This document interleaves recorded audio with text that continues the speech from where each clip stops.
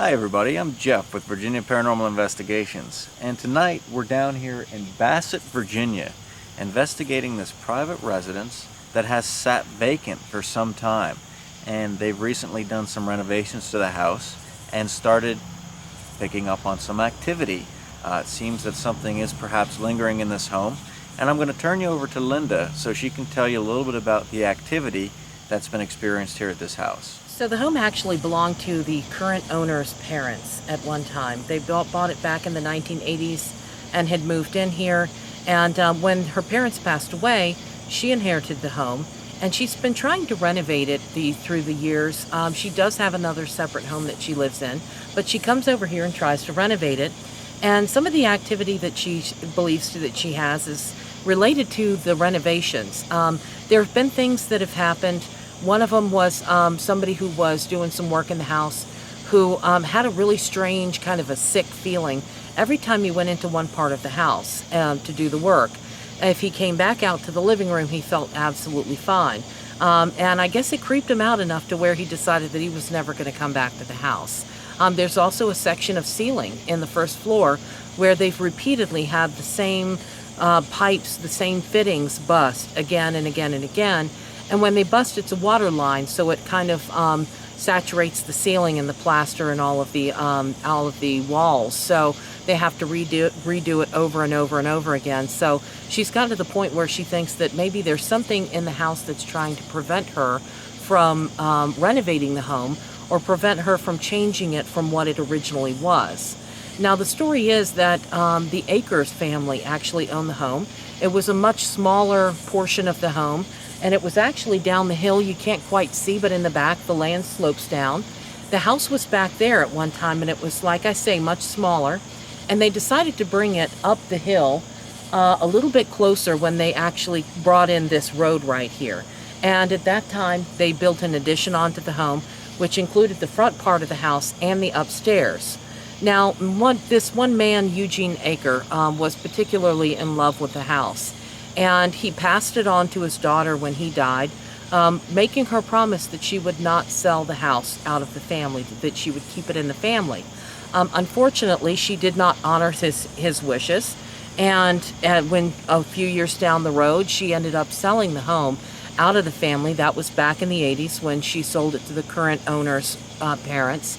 And ever since then, Eugene Akers has been seen around this property. He's been seen a couple of times over here on the front porch or around the house doing certain things. Unfortunately, he had used to come back to the house and mow the lawn and try to keep up the land and the yard, even after it was sold out of the family. And he ended up having a heart attack in the front yard.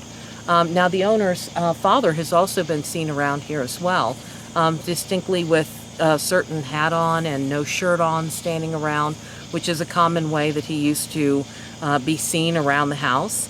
And so she believes that maybe his spirit is lingering here as well. He did not die tragically in the house.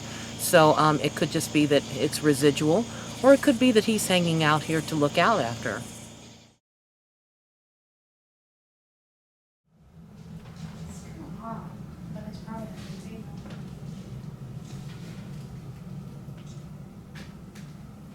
But every once in a while, it'll just pop up to one point, and then it'll go all the way back down to 5. Is it maybe from the movement? It could be. That's probably what it is.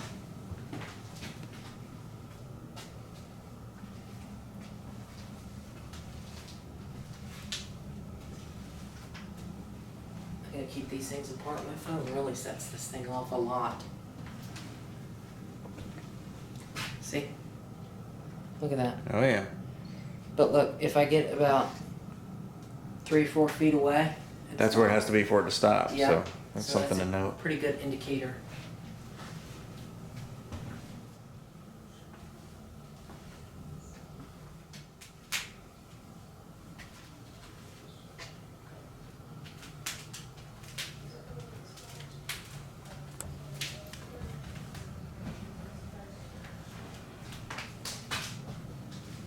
Alright, I think I got pictures in here. So I'll go into the kitchen. right here above the bathroom door is where the water pipe keeps breaking. And it seems to only break when they replace the ceiling. And as long as they've left that ceiling open, the water pipe hasn't broken. But right in here is where the contractor kept getting sick. In this bathroom, yeah. Nice bathroom. Yeah, it is a nice bathroom. Everything looks. Yeah, he did a good job, absolutely. Yeah. Despite being sick, he did a great I like job. that. Yeah, the I tile really work. like that. It's It's beautiful. beautiful. Mhm. I like the big tile.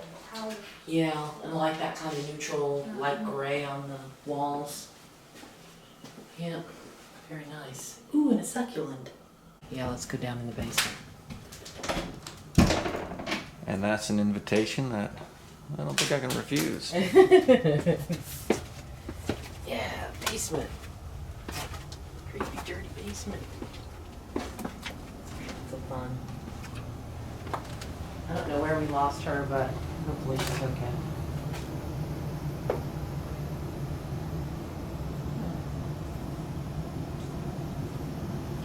All right, so just a partial basement, not a full one. Those holes in the floor are kind of scary. I'm not sure why. Kind of, maybe because they remind me of Bobby Mackey. The hole, he had a well in his basement down there, and they thought that maybe that's where this dancing girl's father had, ended up killing her boyfriend and throwing him into the well or something. So, but that's kind of weird. I'm not sure what that is, but at least they look like they're filled in now. Yeah. But who knows? I guess it could have been a well at one time. This gives me the creeps. You'll get used to it. Yeah. It's funny, I'm right at home in basements now. Really? Yeah. So when I hit that electrical box, and I'm imagining it's because it's electrical, it zoomed all the way up to 4.0. Right, Right. So that's just a sign of show. Okay. It is. And one thing we look for too is sometimes you'll be on the other side of a wall where there's an electrical box and we're not aware, and it'll be spiking. Like, why is this spiking? You go around and there's an electrical box Gotcha, there. gotcha, Yeah. So gotcha. wherever that is, that's definitely going to give off some high levels. Yeah, because that really shot it up.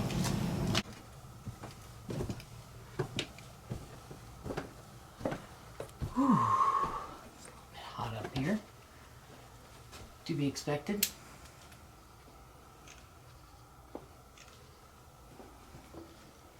And the green carpet is very 1980s.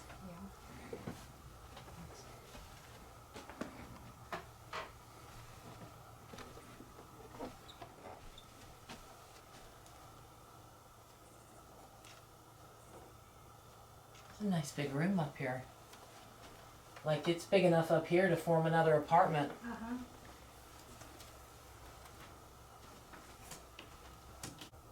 Levels were normal throughout the house, no random spikes, and the little carbon monoxide meter did not go off.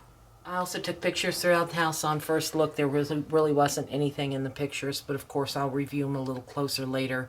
And there were no major spikes that are not to be expected on the K2 meter as well.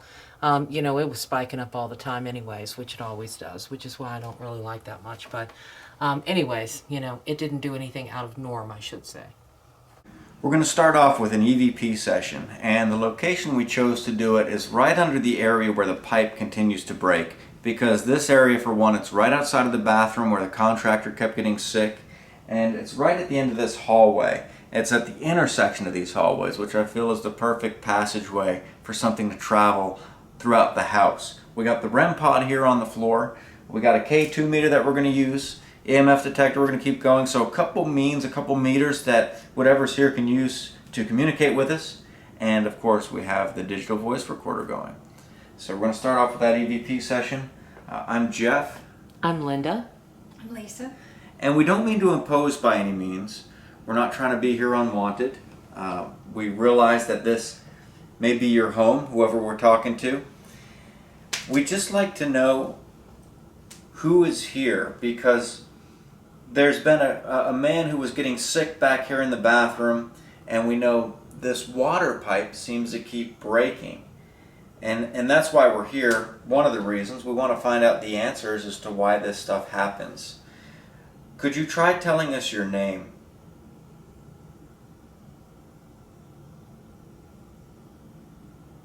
We have this device down here with the red light on it.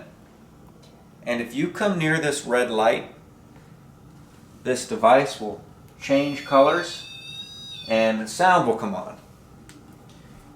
You can use that to let us know that you're here. Can you come near that device for us to let us know that you're here?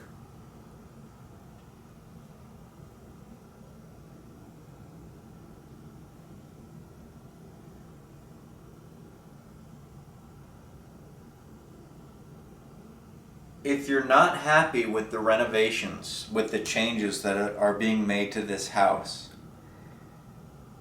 if you come near that device and let us know you're here, you could also use that to let us know that you're not happy, and we could let them know.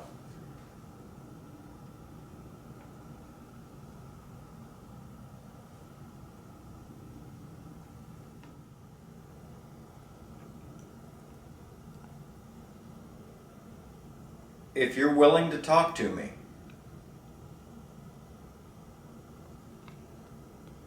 let me know by coming near one of these devices.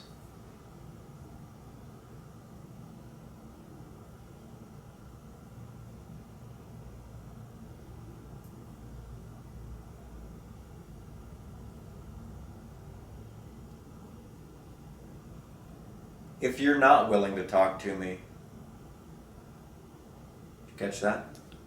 Nope, I saw it, but I didn't catch it on camera. It just spiked up to the yellow, so about halfway up.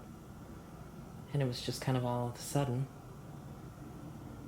If you're not willing to talk to me, come near one of these devices.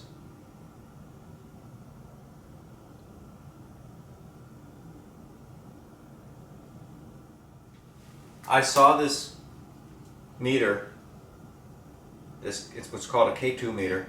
I saw this light up, and it was after I asked, "Are you willing to talk to me?"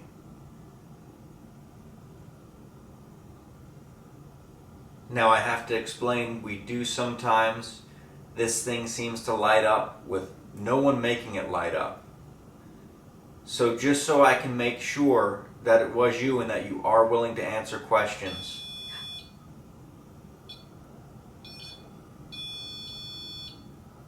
Okay, thank you.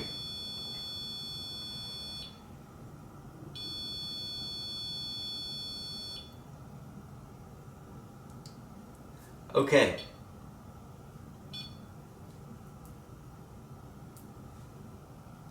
The way that you just made that light up to green, if that's an acceptable means for you to communicate with us, if you feel that you can use that to answer our questions so we can help you out, could you do it one more time?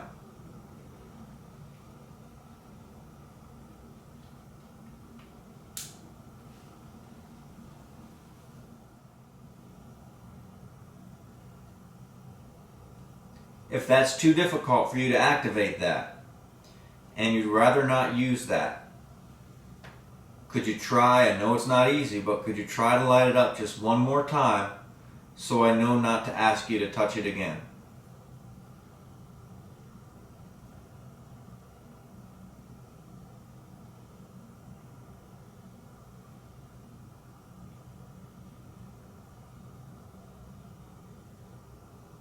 Alright, what I'm going to do is I'm going to ask you some questions. You don't have to touch any of these devices, but try talking. And we have what's called a recorder there on the floor, which will actually record your voice. It'll capture your voice so we can listen to it later and hear your answers. Just try talking to us. Why does that pipe keep breaking? That pipe up in the ceiling?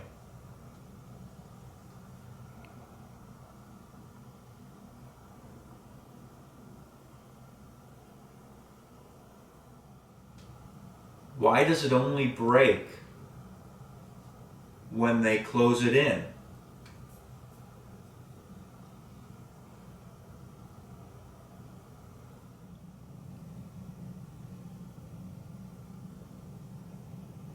Why did it take the man so long to finish this bathroom?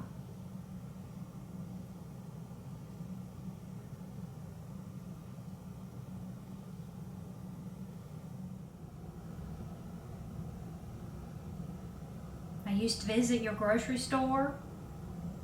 You stayed in the meat department a lot.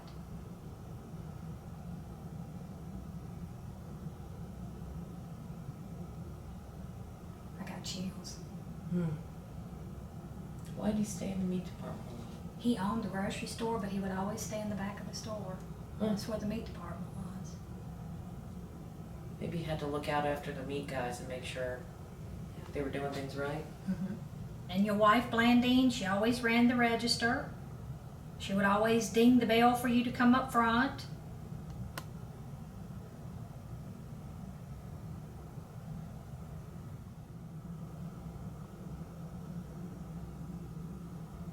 How do you feel about the changes that are happening to the house?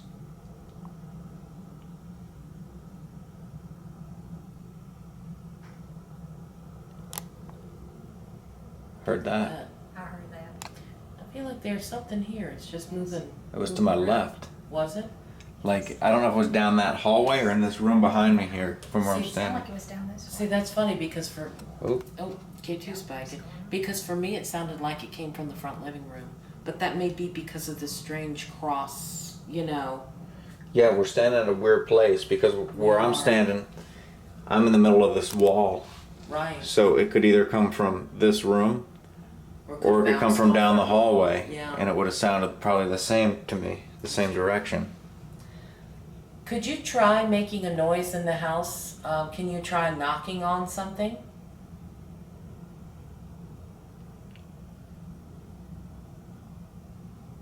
So we did the EVP session, finished it up. There were a couple of spikes on the REM pod that we thought were particularly interesting. Jeff would ask certain questions and this thing would light up. It didn't happen much, but we have left the REM pod back down the hallway there just to see if something interacts with it while we're further away from it. But we do have a good amount of audio to go over from this last session. And it is so quiet in this house that you can hear a pin drop, which is perfect. This is the way we like it to be. And because then we know that when we're going through and listening to the audio later, if anything pops up in here like a voice, it can't be anybody around here, anybody in the house whatsoever. There's a couple things when we're doing an EVP session like this and with the REM pod. When that device is activated, it's very important to confirm that it actually is a spirit that's activating that device, because it could be a random field traveling through the air, something that's setting it off, and if it's not in direct response to one of your questions and we haven't confirmed that the spirit is setting it off, then there's no guarantee that we're getting the answers that we want to get. So there's a couple things to consider. If the spirit does set off the REM pod, it may be very difficult for that spirit to set it off, and it may not be the best means for him or her to use to communicate with us.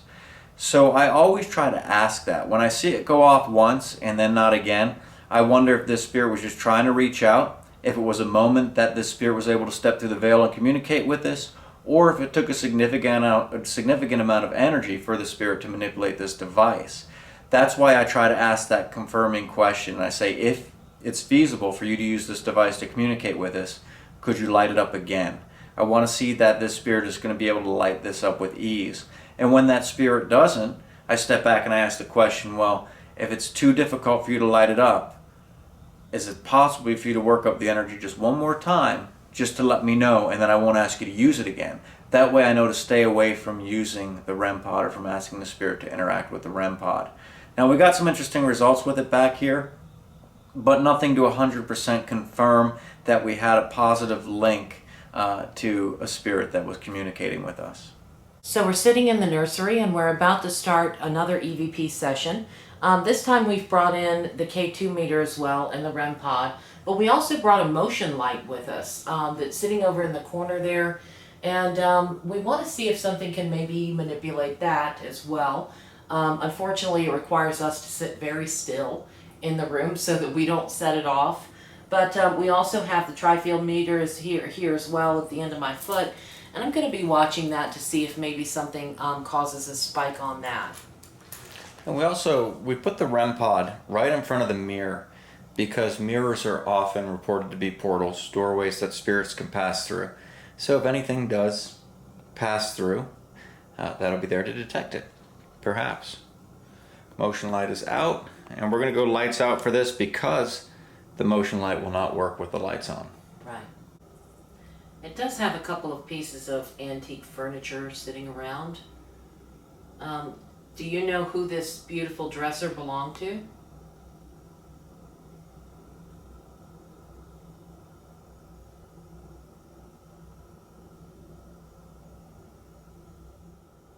When your family lived here, who used to stay in this room?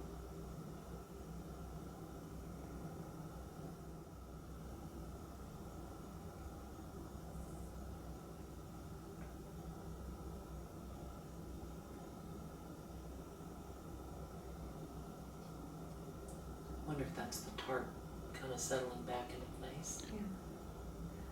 Yeah, I did hear that. It sounded like it came from right out in the hallway there. It did. I'm wondering if it's that tarp, though. Did you used to smoke tobacco? If so, what kind?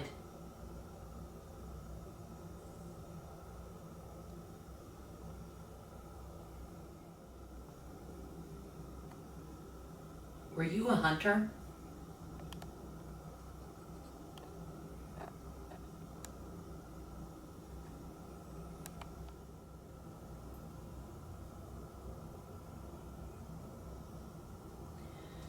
I feel like someone was a deer hunter here. Can you tell me about the biggest buck that you ever got? We wrapped up our EVP session here in the nursery, and it's interesting because the K2 meter, which we kind of question all the time because it seems to go off here and there, it was going off fairly steady out in the hallway, but in here it didn't have a single spike on that K2 meter. So it's interesting that it was so silent in here, not a single spike on that. The REM pod didn't go off at all. Both of these devices were activated out in the hallway. So something was out there in the hallway that is not in this room, be it a presence, be it a natural force. We don't really have those answers at this point, but it is interesting to note how quiet they were. Now at one point, that tone, pan over to Lisa here maybe, that tone that you heard, how would you describe that? Because I heard that too, but I was standing farther across the room and I think it was coming from your direction. It almost sounded like a person trying to talk, but like raising their voice, like, what? Something like that. Mm-hmm. Yeah, so it was interesting. There was an audible sound that, of course, we're going to have to go back and review the audio and see if we can enhance that and find out what that was. If it was a voice, or I guess it's possible that it could have been something outside, a cat. But it's definitely something we want to look into. But now I think what we want to do is get up to a high point, the upper part of the house, right above where this activity happens with the broken pipe with the bathroom, and maybe activate the spirit box and see if we can get any responses through that. It's one thing that we haven't tried yet. So I think it'll be interesting to see if we can get any real-time responses and give us the opportunity to provide immediate feedback to whatever may be communicating with us.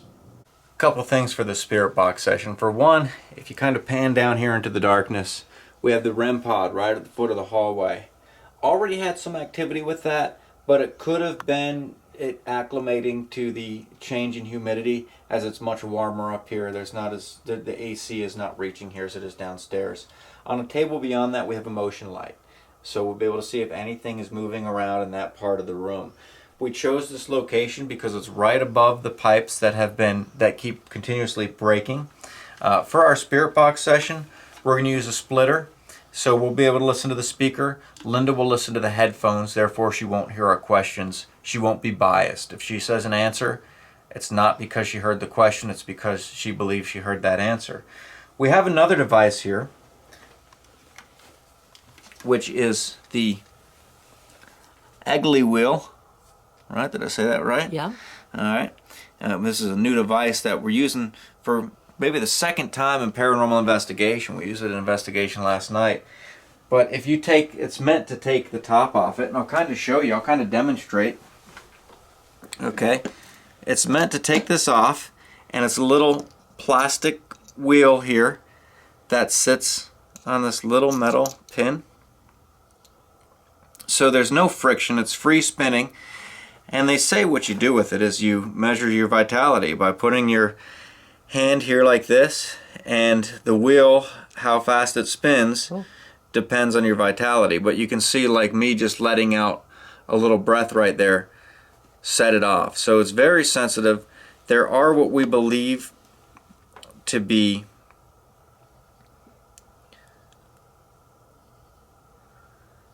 it's pretty still right now. It may not be sitting on a flat enough surface as well. Let's try moving this It is and put it on a very flat surface here. Yeah, this is not going to be flat at all because the leg is broken off of this thing. Oh, is that where we're at? Yeah. Okay, so that could be why. Well, It's not moving. See, I think it's moving in the wrong direction for one thing.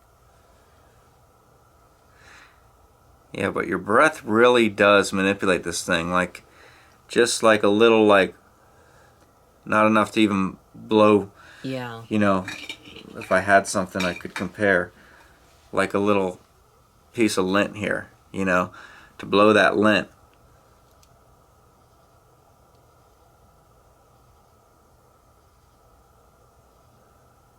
See, that wheel's really spinning, the lint's not going anywhere, but if I really blow, that's how much I got to blow to get the lint off there. You know, so we know it's going to take a little bit of a breeze to move this thing. So what we're going to do to just rule out any kind of a breeze, and I may not be getting the demonstration because, like Linda said, this thing is not completely level. Yeah, not at all level.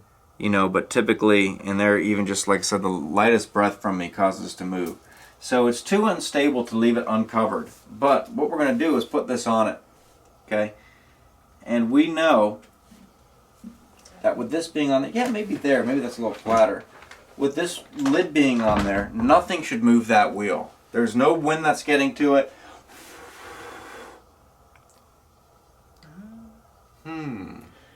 There's a little bit of a cut in the edge of the clear plastic that happens to be facing you.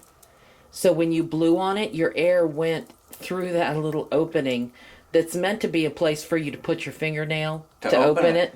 So here's the question then. What if air gets in there and moves it? It can, but I mean, it would have to be a significant amount of air blowing directly onto that little opening for it to move it. Right.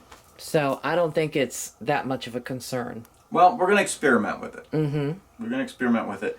And what we'll do, we can see if we can get anything to manipulate this wheel. Right. Okay, while it's here. It seems to be It's sitting pretty moving now. still. Yeah. Yeah. It seems to be, the air seems to be pretty still. Yeah. Up here, I should say. Well, we also, just a moment ago, the K2 meter was going off while you were speaking. It was fluctuating, going up near the yellow and orange. Yeah, it's taking a while to slow down, so we'll see what happens with that. But meanwhile, set up the spirit box. Nothing else from that. All right, I'm Jeff, I'm Lisa. and this is Linda with the headphones on here, and she might be able to hear you if you try to talk to us. She's listening to this little device, which we're hoping can pick up your voice. All right? What we're here to do is just to try to find out who else is here with us, who lives in this house, who claims ownership of this house, if anybody, and how you feel about the changes that have been being made to the house. Now, we've all told you our names. Could you tell us your name? What year did you move into this house? 1790 something. Is this moving? I keep feeling like bumps or knocks or something. And the first couple times it felt like something hit the floor. Not really hard, just kind of gentle, but just enough for me to feel a vibration. And then next I heard, I just felt this, like something. Alex, something felt like something bumped this. Okay, let me ask you. You said 1790. Was it a different house that sat on this land?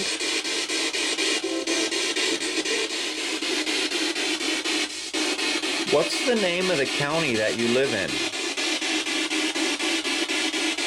The city or the town?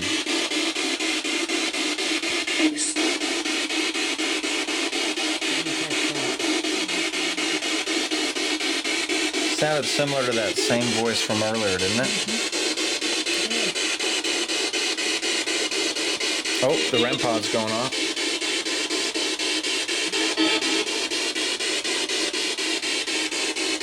Been standing down there and watching us. Is it really? I feel like I'm being watched. Can you come closer?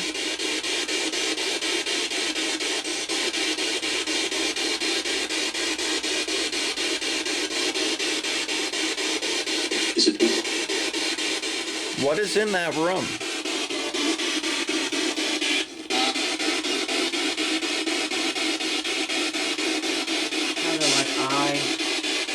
Is there a particular object in this house that you're attracted to?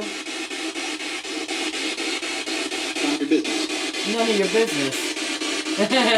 All right. I like this guy.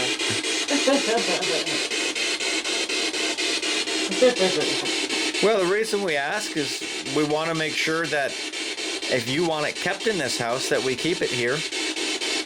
Or if you want it taken somewhere else, that we get it where you want it.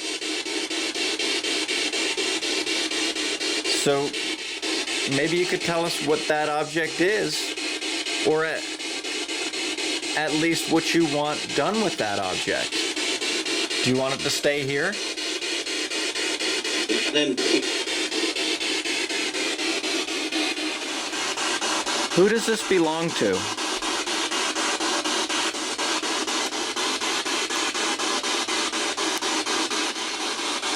This is a pretty neat statue.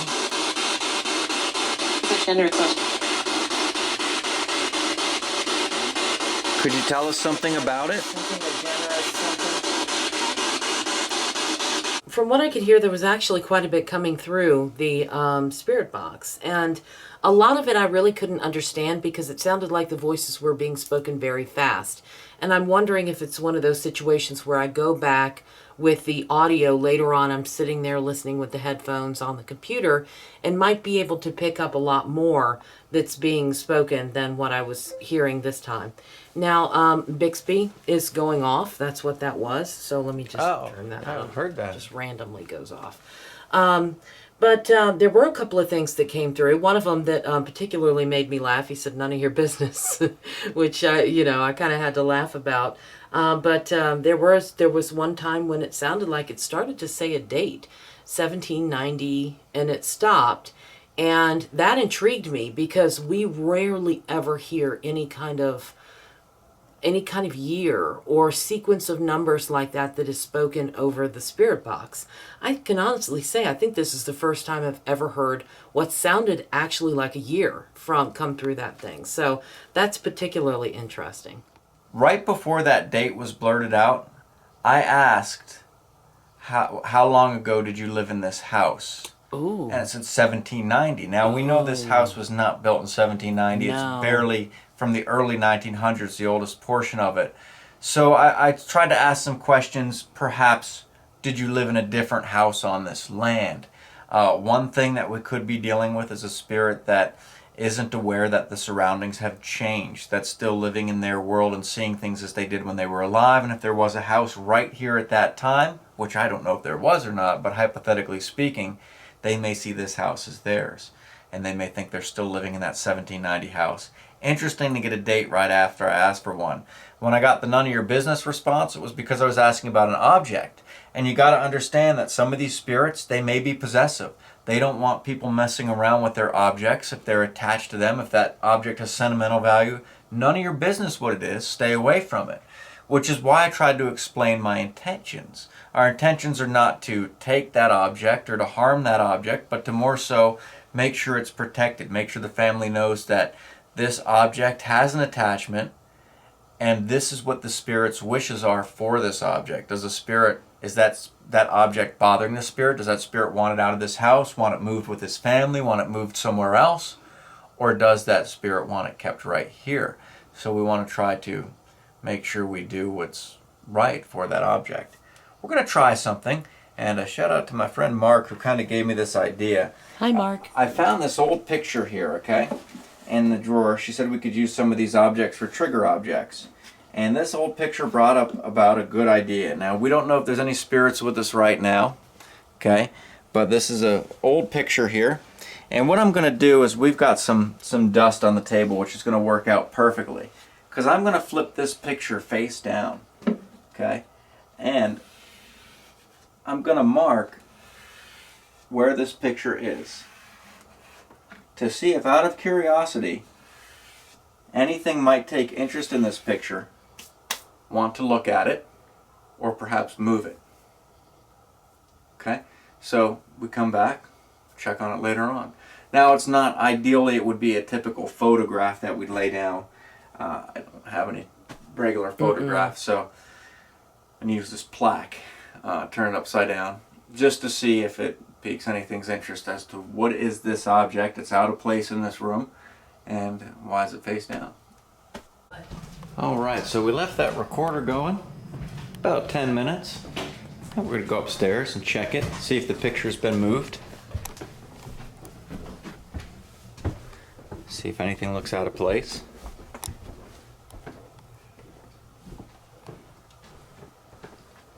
K2 meter's going off.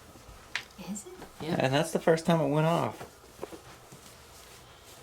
Yeah, I think when we first came up here it flickered a little bit, but not quite that much. And the picture's still in place. Yeah. Okay. Let's take a listen to that recording. So we listened to the audio when we had walked out of the house and left the digital voice recorder and the REM pod and some of the rest of our equipment upstairs. And the funny thing was we kept hearing noises throughout the whole thing. Little clicks, little taps, some fairly significant noises that came through here. And so I kind of had this theory perhaps that because the REM pod didn't go off in the larger, darker part of the upstairs, where our equipment wasn't really set up, that maybe whatever this was upstairs had come over while we were gone and was messing with some of our equipment or poking around trying to figure out what things were. This is also supported by the fact that when we walked upstairs, the K2 meter sitting down there on the floor was actually spiking. It was going off. So it could be that this thing was over there just kind of snooping around, seeing what we had left up there. And who knows? Fairly interesting. Of course, we'll have to listen to the audio with the headphones running through the computer software and see if there's anything there that we missed. But some fairly significant noises in an otherwise perfectly empty house. We're here in what was at one point the master bedroom, I believe. This is where her parents stayed. And being that the spirit of her father is one that is seen here, we figured this would be a good place to try to communicate. Now, we brought in a thermal pad with us. And what this is just not a pad that something can perhaps leave an imprint on. So we want to leave that out here to see if there's anything here that can leave an imprint and let us know that it's here. We got the REM pod going. Brought in the K2 meter again because we've had some interesting results with that. And we're going to go ahead and power up the spirit box and see if we get any responses. Jeff? I'm Lisa. And this is Linda over here with the headphones on. Aside from the three of us, is there anybody else here with us?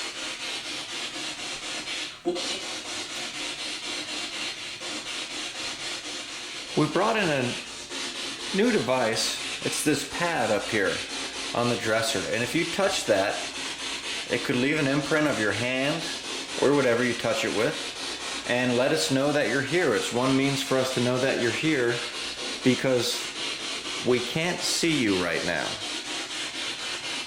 And we'd like to be able to have a sign that you're here, that you're willing to communicate with us, whether it's in coming near one of these devices, leaving an imprint, or trying to talk to us through that radio that Linda's listening to.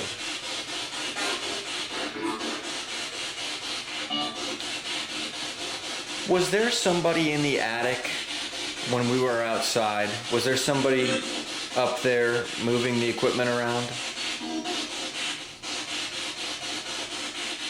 Is there a particular room in this house that you're fond of?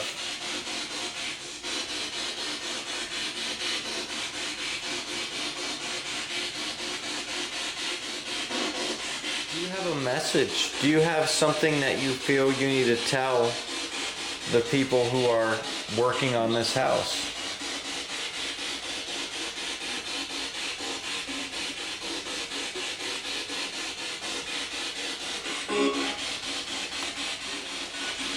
Do you have business that you feel is unfinished?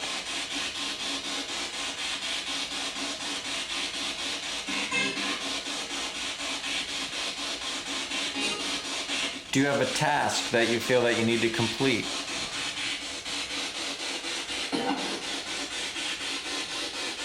Maybe something that you feel you needed to do before you found yourself in your current state.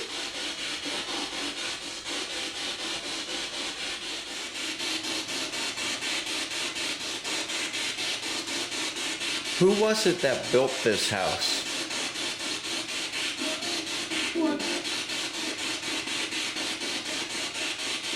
Couple interesting things during the spirit box session in the master bedroom here. And one of them was I asked, who was it that's been seen on the porch?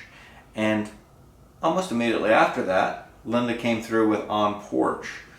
So it's kind of a coincidence that, or a big coincidence, that I mentioned the spirit that's seen on the porch, and then it comes through with on porch. Was it trying to tell us so-and-so is on the porch, but we only caught the second part of that sentence? We missed the first half, or it didn't come through. Further analyzation is definitely required on that one. Another one that was interesting, I said people are thinking about moving into this house pretty soon. What would you do if I told you people are thinking about moving in here pretty soon? Are you okay with that? And immediately after, Linda responded with yes. So some pretty immediate responses to some of the questions that I asked. There is nothing with the thermal pad. But I gotta say the thermal pad, it's a cool thing. It really is, because if something touches it, it will leave the imprint. Even my fingers will change the pad a little bit.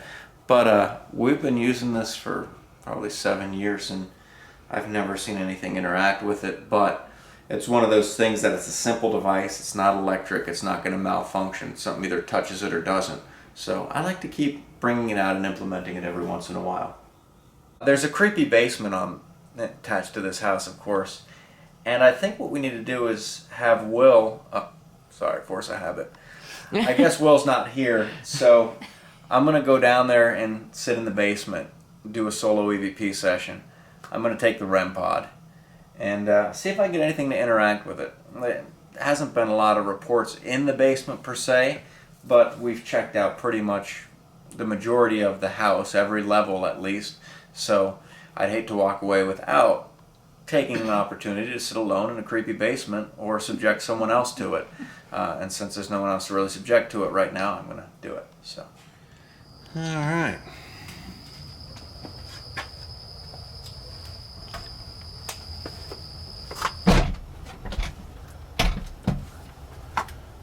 So we're closing the door. And I gotta say, I'm more concerned with critters than anything, which is why I think I'm gonna have to turn on my light to start off with and just shine it around here just to make sure there's nothing slithering around down here, because that would get me out of here pretty quick. So Ghosts are fine, snakes are not. Okay, we're looking pretty clear. All right, so what I'm gonna do is kick this into night vision. Okay. And I brought the REM pod with me. I'm gonna power this up and set it on this washing machine right here.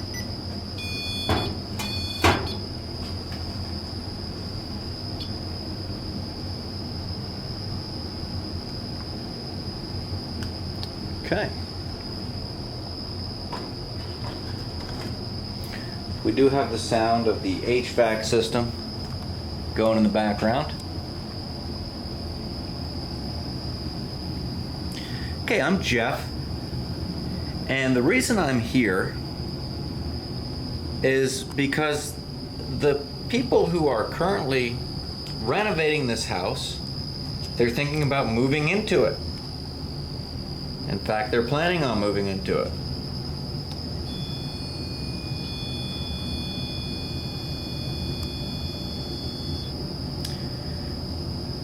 Now, I'm going to first say that's because of the humidity change. We just came down to the basement. Usually when there's such a drastic change in humidity and we first bring that device down here, it will go off. So now that it's acclimated, it probably shouldn't go off again unless there's something interacting with it. All right. Well, the people who are planning on moving into this house, they've been hearing some sounds. They've seen some people who they don't recognize. And they want to get some answers. They want to know if you have a message for them. They want to know if you're okay with them moving into this house. For starters, I'd like to ask you, I have that device with the red light on it. And if you come near that device, it will light up green, just like it did a couple minutes ago. And that will let me know that you're here. If you can activate that device, can you do it now? Because that would be the easiest way for me to communicate with you. I'd be able to hear you, see your answer, and ask you another question.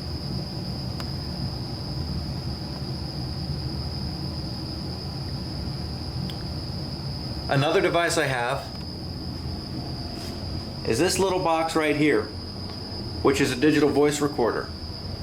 It basically records your voice. Means if you talk, I can push that little button and I can hear what you said.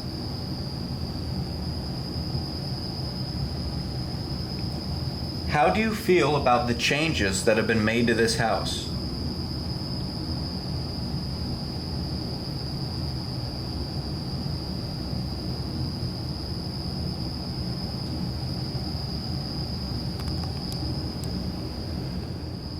Are you okay with the people that are planning on moving in here?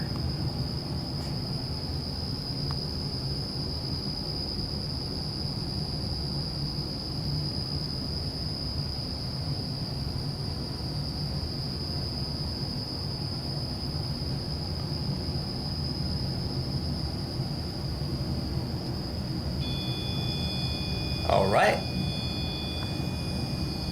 I'm going to take that as a potential yes, which seems to be the same response I got upstairs. Let me ask you a question.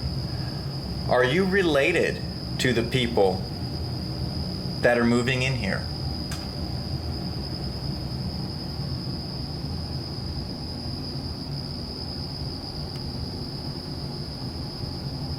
Well, I do gotta say, it definitely is an eerie feeling. Being down here in this basement, door closed, I do hear a little bit of motion, movement, but I think it might be them upstairs walking around, so I'm gonna have to check with them to see if they were walking around or if anybody was walking around. It could also be, you know, you're in an old house, settling sounds, the HVAC is on, the pipes could be contracting and expanding, or the vents I should say. So there are some various sounds like that. I did hear a sound coming from down here in the corner, but once again, you know, sounds coming on behind me, which is clearly the HVAC system. So there's a lot of natural sounds that are going to be down here, and when you're sitting alone in the dark, not knowing what to expect, knowing that at any moment something could happen, it's pretty creepy. And when these little sounds kick off, you know, it can be startling, especially once the REM pod goes off. And that's interesting because this REM pod, it didn't go off a whole lot during this investigation. It went off once in the hallway, once or twice in the hallway. It went off once upstairs. But the other locations we've tried, it didn't go off at all. So to set it up here and to get a response through it, it's pretty interesting. Could there have been somebody down here with me communicating? And what's going to be really cool is going back over this recording and seeing what we picked up, seeing if somebody was down here talking to me. There were a couple of things that were very interesting from this investigation. And of course, like most EVPs that you get, they're very quiet, and it's kind of hard to hear exactly what's being said without headphones on.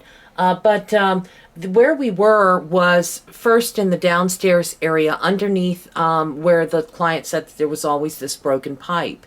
And that place and upstairs, when we went upstairs and did a spirit box session, were the two places in the house where we got the most evidence from. So I'm going to play you a couple of clips from first the downstairs area. And these are EVPs. It was during the EVP session. And these are particularly interesting because the first one says one of our names. If you're willing to talk to me.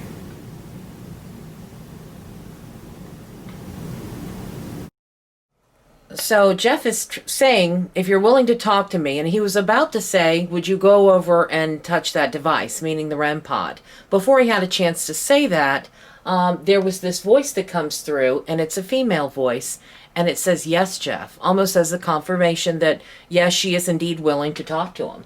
So kind of an interesting thing. It's not too often that a spirit actually says the name of one of the investigators.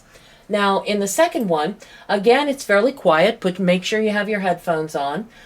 This is when Jeff was asking, why does this pipe continuously break? You know, why do you keep breaking this pipe? And this was the response that we got. Why does that pipe keep breaking? That pipe up in the ceiling?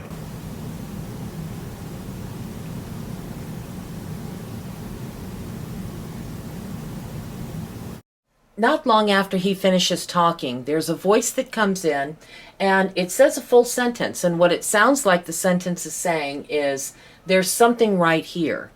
Now, we take that as meaning perhaps there's something that's buried either under the house, under that floor, or something embedded in the ceiling that the spirits are trying to draw the client's attention to. Perhaps this is something they want her to find, and that's why they keep breaking the pipe, hoping that maybe the repairs to the pipe will cause her to actually see what it is they're trying to draw her attention to. So again, kind of an interesting one. Now the next two are from the upstairs when we were doing a spirit box session, and we were asking, of course, the normal questions that are involved. In this particular one, Jeff had asked, when did you move into this house?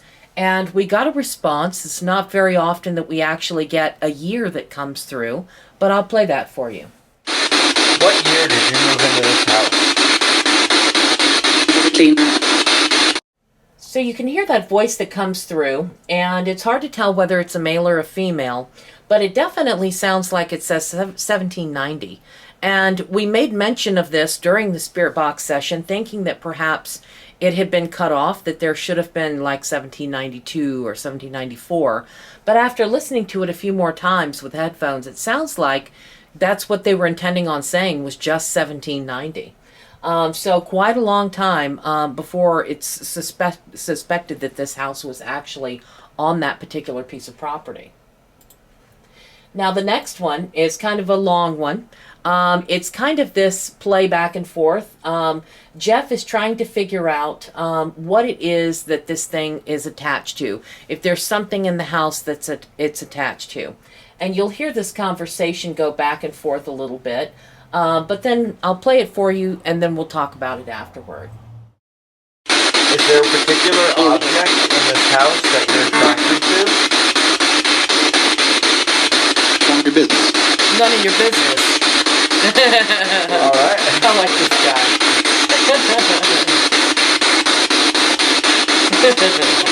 Well, the reason we ask is we want to make sure that if you want it kept in this house, that we keep it here. Or if you want it taken somewhere else, that we get it where you want it. So, maybe you could tell us what that object is, or at least what you want done with that object. You want it to stay here? And then, Quite a fascinating piece of audio that comes through here. You can hear Jeff saying, we want to know what this object is. And at the very first, the man says, it's none of your business. To which I kind of chuckled and said, I like this guy. And Jeff goes on to explain himself and say, well, we want to make sure that we're preserving it or taking care of it or doing what you want with it. And it's only at the very end of the audio clip, after Jeff says this, that you can hear this, what sounds like an older gentleman's voice, and he says it's an antique. So evidently whatever this thing is, it's some sort of very old object, perhaps even something that was passed down through his family that he has a particular tie to. So overall, kind of interesting bits of information.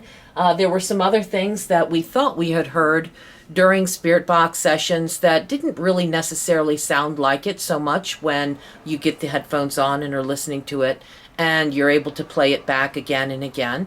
But there was also one point I meant to mention, and this was when we were downstairs still, and we were, of course, investigating, and there was some sort of a strange noise out in the hallway. And we all heard it at the time. It kind of sounded like a sort of like a humming or a tune being played or something. The voice recorder didn't pick it up quite so well.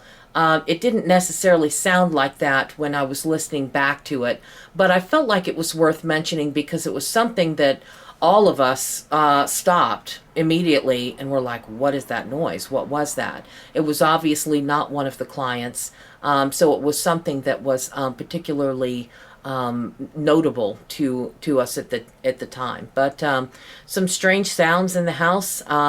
Unfortunately, nothing from the session where we left the digital voice recorder going upstairs. I had high hopes for that and was kind of hoping that perhaps we would get something from that, but we didn't get a single thing, except for a couple of little ticks and bumps and noises that should not have necessarily been there, but unfortunately no speech. So overall, a fascinating investigation, a nice old place, lots of history to it, and we certainly would like to see if we can try to make it back here at some point in the future and try to find out what it is that this man is so tied to, what this antique is, or what this object is that's perhaps buried under the floor. So I gotta say, when you're listening to these EVPs, the first couple ones, I wouldn't catch, right, because I really, and some of them you'll play for me and I can't hear them. Mm-hmm. And I'm sure I say this because there's probably some other people that listen to them, and I know people have listened to them and heard them. Right. But I'm sure there's also other people that probably listen to them and can't hear them. Can't hear them, right. Why do you think that is? Honestly, I think it just breaks down to the fact that some people hear better than other people do. Some people can pick up on higher tones, higher pitched noises, and other people that have what's considered perfectly good hearing can't hear those higher pitched tones. So I think it's just a matter of the person listening. I think that when you're sitting there with the giant headphones on and you're listening straight through the computer, and these are noise canceling headphones, I can hear the normal ambient noise through the entire clip. But then something breaks that noise. Something interrupts that ambient noise, and it sounds out of place or odd. So that's what I tend to focus on or tune into.